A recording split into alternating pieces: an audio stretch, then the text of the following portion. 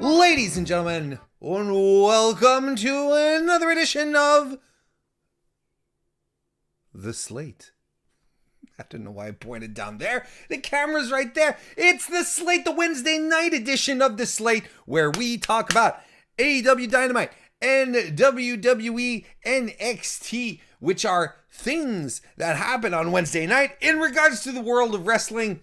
It's the most exciting night of the week. It's the head-to-head stuff. Of course, you know, the rumors are consistent. They're continuous. They persist, don't they? We're like, well, are we actually going to get a Wednesday night war for very long still? Maybe not. You know, kind of feels like it's coming to an end, isn't it? There's a lot of rumors out there, but look, hey, I'm not going to get too hot and bothered about it. Not yet. There's still rumors. Nothing's been confirmed. I know there's a couple of, you know, high-profile people in AEW who are taking a victory lap already. Comes across as a little tacky, but you know what? I like it. I like that. I keep telling you guys, I hate that kind of shit. I love this kind of stuff. I really do. I think it's great. I think it's the best thing. I really and frankly and honestly do. But I'm not going to talk about that tonight. I'm talking about the shows that are happening here tonight, and you guys are joining me here live tonight to get hype for that here on youtube.com/MrWarrenHayes.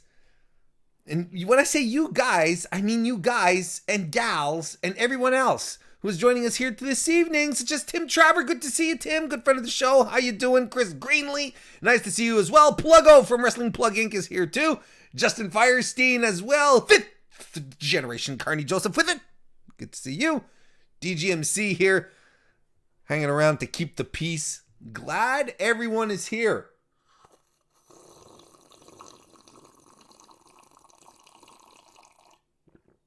I'm very thirsty, and I'll tell you why.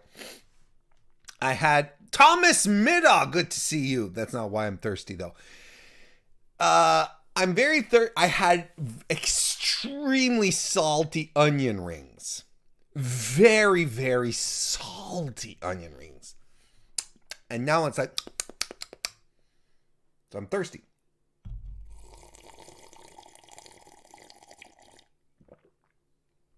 Okay, I'll stop that. But I'm glad everyone is here. Manny Santos, our man on the inside. Good to see you, Manny. And Robert Sterling, good to see you as well. Thank you for appreciating my slurp skills. And there's something I should not say on the air. I want to point this out here in the bottom. Our YouTube comment streak is up to 5 videos out of 10, upon which we've got a minimum of 10 comments. I put out another video this week, a recap of WCW Wrestle War 1991. It's on the channel, youtube.com/MrWarrenHayes. It's right here. It's the video I did for PWI, but I'm putting it up on my channel as well because they're cool like that. They're letting me do that. We need 10 comments on that video before the Mr. Warren Hayes show tomorrow to keep the streak going. And I have decided, okay, listen. And so people were asking, everyone has been asking, not everyone, that's a lie, but people have been asking me, Warren. And I said, yes, hello. Warren, what is going to be the streak reward? What are you going to do if what are you going to do if the streak is maintained for 10 consecutive videos? If people put 10 comments on the next 10 videos, what are you going to do as a reward? Well, as a reward, I will do a live watch along of the Goldberg at 54 documentary on the WWE Network. That's what I'm going to do. We're going to gather around one day, one evening at some point, and you're going to get Warren watching a documentary on Goldberg. So yeah, so if you want to see that happen, go add some comments on the WCW video and on the next few ones as well. It'll be a good time. You know what else is a good time? Wednesday nights. Let's start talking about it because there's a lot of stuff to talk about tonight. AEW Dynamite coming off of Revolution this weekend. Of course, even if you haven't watched the pay-per-view, You know what happened, and I'm not going to deep dive in this at all tonight, but I am chomping at the bit to talk about Christian Cage, to talk about the exploding death match and its finale. You have no idea how excited I am to talk about that tomorrow evening, 9 p.m. Eastern, right here on youtube.com/MrWarrenHayes. I cannot wait to sink my teeth. There's so much to talk about. And I'm excited, but I'm saving it for tomorrow. Tonight, we're going to focus on what's happening this evening. I guess this is the main event. It's the big thing. At least it's the match that's been put over quite a bit. Darby Allin is going to defend the TNT Championship against Scorpio Sky, who won the Face of the Revolution ladder match. Literally grabbed the brass ring this weekend. There is absolutely nothing here to indicate that this will be a bad match. Darby is fantastic. Scorpio Sky is... I feel like he's been off. I think he's been off Dynamite for too long, and I know he's been on Dark quite a bit, less over the past few. But he did have a good, solid stint on Dark. But I kind of feel that a lot of people have forgotten how good this guy is. Time to remind us. And now the big question is, does Darby Allin lose the title to Scorpio Sky? If you're asking ya boy here, moi, Mr. Warren Hayes, I would say yes. Take the title off of Darby and put it on Scorpio, because I think Scorpio Sky has all the tools to be a main event guy, to be a top guy in the company. And I don't think Darby Allin needs the title. And Scorpio Sky needs a big fucking win. He hasn't had a big win not since, well, of course, Sunday. It's a big win, but he hasn't had a stream of single successes. And despite his winning record, all the records were reset. I don't know what his record is at anymore, but he had a winning record in 2020. I feel like they're sort of, this is one that they could, this guy here that they could just elevate instantly by putting the TNT title on him. And he's got the makings of a nice little heel turn at the same time. There's a lot of elements here to make for a very successful recipe. It'd be okay if he won the title via nefarious means, and I would really like this. I would really like this. So yeah, I'm excited. I'm excited to see how this is going to go. So that's probably going to be our main event tonight. We're also going to get Matt Jackson versus Rey Fenix. I don't know how to feel about this. I don't know. I don't know how to feel about this. Yes, Rey Fenix and Pac won the match this weekend, the Battle Royale to become the number one contenders for the titles, and now we're doing singles matches between it's a very WWE thing, and it's something that annoys me. So it annoys me here too. I don't like this kind of stuff. So that means next week we're going to get Pac versus Nick Jackson. And don't get me wrong, these are fun matches. But man, I would much prefer that they just keep them separate. Isn't that kind of the point of, I don't know. It doesn't do it for me, is what I'm trying to say. So look, it's going to be a fun match. Don't get me wrong. Hey, I will take Rey Fenix on my television screen doing that. I think at this point, his suicide dive where he lands over the gate, right? He's doing it on purpose at this point, right? He's oh, people pop when they see this. Well, I'll keep doing it. The guy's he's just going to destroy his tailbone. That's exactly what's going to happen. Injection 2K, welcome to the chat, as well as Nate F81. The 81 is critical because 81 was a good year. Let's see. What was a good movie released in 1981? Let's see. What was a good movie released in Holy shit! Escape from New York, and the Evil Dead. Oh, Das Boot as well. Oh, that was a good year. Clash of the Titans. Fucking good year for movies. Look at that. Oh, and Heavy Metal, the cartoon, the animated movie. Mad Max 2. Hey, look, all sorts of great. Mad Max 2 wasn't that great. But, yeah, this is a fan. Raiders of the Lost Ark. See, that's how critical the 81 here is for Nate F. It was such a good year for film. 81 was. Ethan Page makes his official AEW debut against Lee Johnson of the Nightmare Family. And we've been told that QT Marshall is going to be in Lee Johnson's corner. Now, if I were not a complete idiot and in the Nightmare Family, I would say after what happened on Sunday, hey QT, nah, I'm good, son. Stay backstage. You know QT's going to do something to fuck it up for Lee Johnson. You know exactly this is where this is going. This is exactly what's going to happen. And I don't know what they're doing here. I mean, it's going to be a win for Ethan Page, don't get me wrong. They're going to try and put him over quickly, right? But I mean, QT's going to get involved here, right? I can't be wrong here. When am I wrong? No, don't answer that. Please don't answer that. DGMC, don't you dare answer that.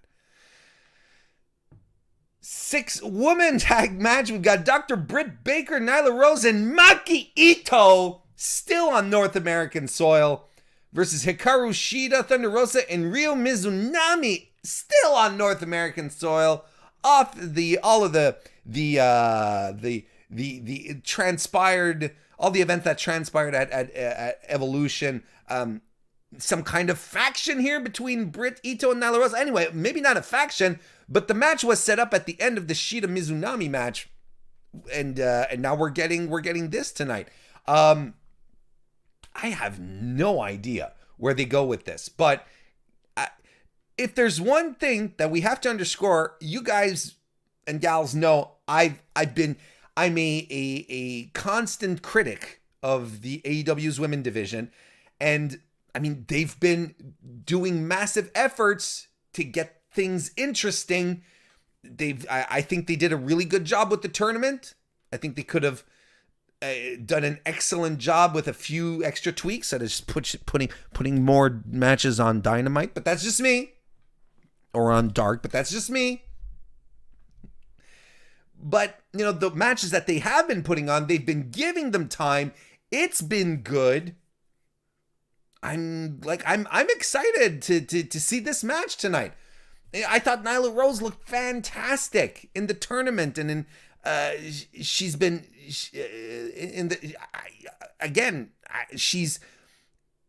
leagues above Nyla Rose in 2019. This is absolutely fantastic what she's been doing. Britt is Britt. She's the face of the women's division. I still don't know why they didn't strap the title on her. Maybe this is where things are going to start boiling over. That maybe this is what we're leading into. Shida and Britt starting tonight. And man, Maki Ito is going to perform live on a national cable network in the United States and in Canada as well. Let's just put that in our pipes, right? Let's just put that in ours. Couldn't be more happy for her. And if you want my thoughts on the matches and everything, I'll be recapping. I'll be giving my final thoughts on Revolution tomorrow, 9 p.m. Eastern, MrWarrenHayes show recording. Be there. Cody Rhodes is going to be in action, which means that he's getting an enhancement match. Apparently he's working hurt, so you can take it easy, Cody. You don't have to prove anything for us. Tony Schiavone interviews Sting. It would not be an edition of Dynamite if Sting wasn't there. And as Pluggo said a little earlier in the super chat, thank you very much for the super chat, Wrestling Plug Inc. I appreciate it. This Sting and Tony talk taxes. I mean, yeah. Moving on, I guess. It's the, nothing more like bringing Sting back and just having his match and then continuing down the same path of, hey, let's have Sting on tonight and we'll have him talk. The Inner Circle are going to have their War Council. I'm so half and half on this stuff. Like I really think that the MJF Jericho stuff is a little too heavy-handed. I think they try too hard. The press conference, which I didn't think was all that great, and then the Inner Circle War Council with, like, I feel like they could not be doing that kind of stuff. I'm ready. I'm ready for Chris Jericho and MJF to feud. I'm ready for it, if only because I think MJF is much, much more interesting when he is outright insulting and demeaning and just a pure asshole, instead of trying to do this, this nice guy act. We know it's an act. Sammy Guevara is probably going to show up and there's going to be some shit here, but I am 100% ready for MJF to go back to being his typical asshole self. He's too good in those situations. And I get it. I know what he's doing. We see the plan. We're not dumb. We see what he's doing. And we'll also hear from Christian Cage, the big signing, who's going to be, he's going to be there as well. He's going to talk. Maybe he and Sting will have dueling interview segments. Christian Cage will be here, Sting will be here, and they will try to not be there at the same time, or they'll both come out for the same segment at the same time, and Christian Cage will be like, what the fuck, Sting? Sting's gonna be like, hey, go to hell, man. And then they feud, but like, who can get the longer talk segment? No, but I from what I hear, Christian Cage's deal actually involves him being a full-time wrestler. So yeah. They probably have very different plans for him than they do with Sting. Should be a fun show. There's no reason. There's nothing here that indicates that this is going to be bad. We have some good matches set up. I'm really looking forward to Darby Allin and Scorpio Sky and the women 6-man. Not going to lie. And Rey Fenix, of course. It's just, I just have this hang up where I'm like, why are we doing this? Anywho, I'm still excited to see what's gonna go down in all this. And aren't they?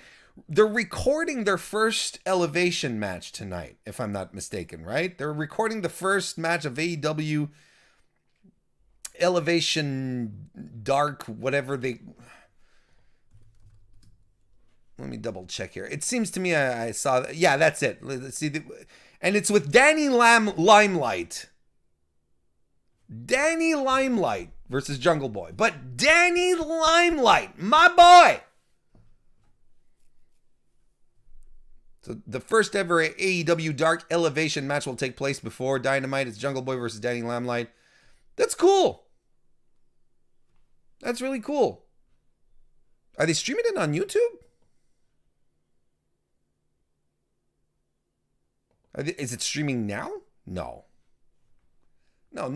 one counter programs the juggernaut that is the MrWarrenHayes show. We know that. NXT is moving to Tuesdays, not Thursdays. For that reason only. Let's talk about NXT. Pretty loaded show for NXT. It's a little top heavy. I didn't know what we're supposed to expect much with the undercard. Let's just go through it. We're going to read off the copy that we have here on WWE.com, supplied to us tonight by Jordan Garrettson, the son of Garrett. Garrett's son, Jordan. And of course, the main event, the big thing, the big match Finn Balor will defend the NXT Championship against Adam Cole, baby. Finn Balor knows that there's only one way he'll get his hands on Adam Cole, by giving him an NXT Championship match. And so the Prince is doing exactly that. Balor will put the NXT title on the line against Cole Wednesday night on NXT. Okay. Since stunning the NXT universe at NXT TakeOver Vengeance Day, Cole has repeatedly gotten the better of Balor. The Prince has eaten 3 blindsided super kicks from Cole with no chance for payback. No chance in hell. I just added that in. Until now. Wasted opportunity there, Garrett's son. Cole and Balor have been linked as both rivals and unlikely alliances since Balor returned to the black and gold brand in 2019.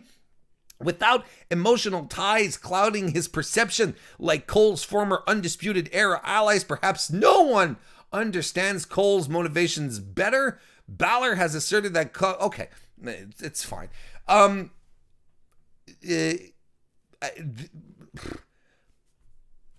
I think you don't get.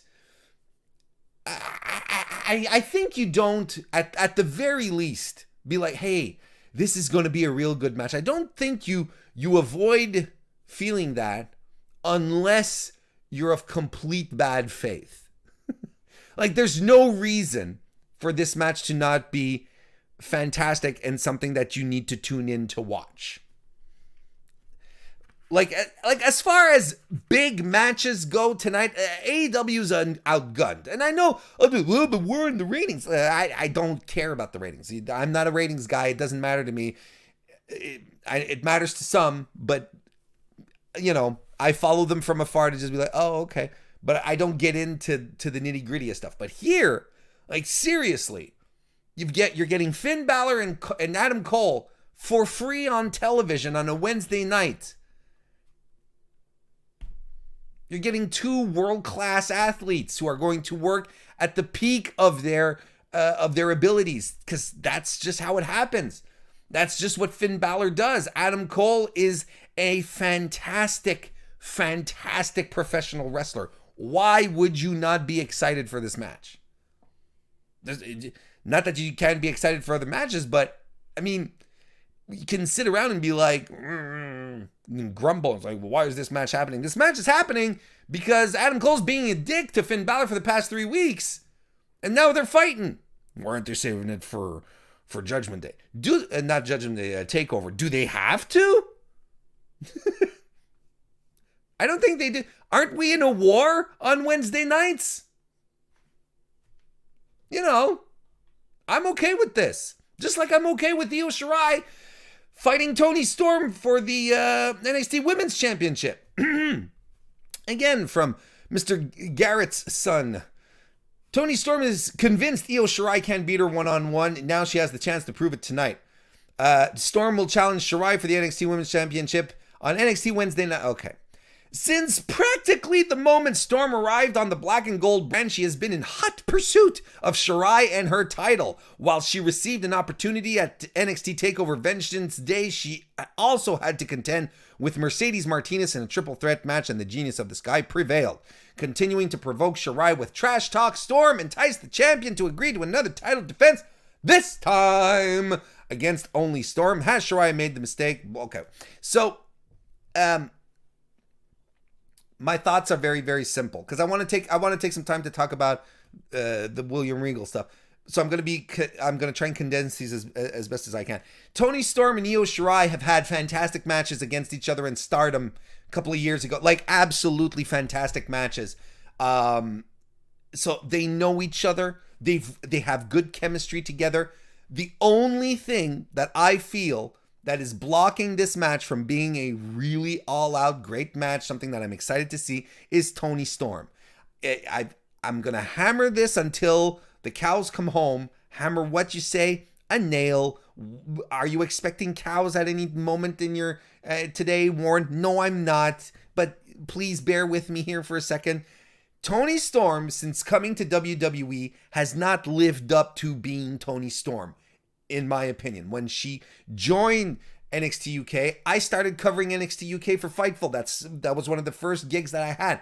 And I watched it week after week. Toni Storm was not on top of her game. She legitimately had one great match against Dakota Kai as a qualifier to win the NXT UK, to get a chance to take the NXT UK title away from, was it to be a contender or to win the title, or to challenge Rhea Ripley? I don't quite remember. I think it was to challenge Rhea Ripley, who had already won the title at that point. I don't quite remember, but she had that one match against